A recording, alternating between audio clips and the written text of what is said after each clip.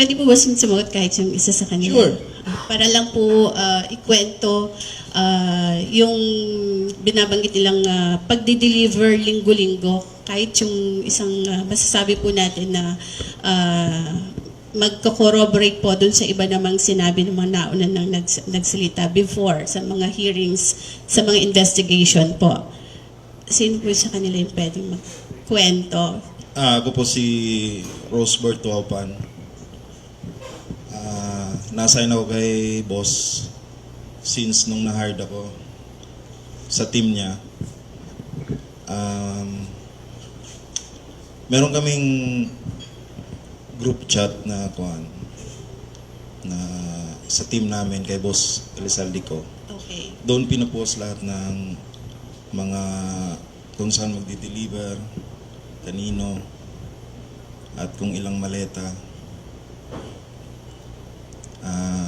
Yun po.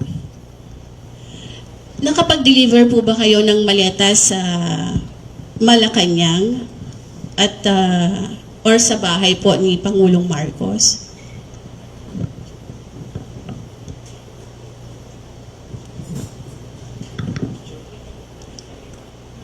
Opo. Ako po si Belnard Tube. Nakapag-deliver po kami. Saan? 41 Forbes po. So ito po yung bahay di umano ni Pangulong Ferdinand Marcos Jr. Yes po. Meron din po kami sa Ilocos. Kasama po si Kong Saldi. Ilang maleta po yung nag-deliver sa Forbes at saka sa Ilocos? Yung sa Ilocos po ay sa 5 maleta po. Para kanino po yun? Kay Kong? Kanino po yun? Pagkakaalam ko,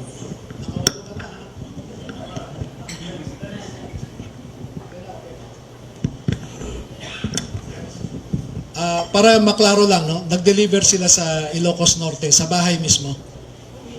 At sa Paway, sa bahay ni BBM. Ha? Oo. At saka may mga katibayan naman, no?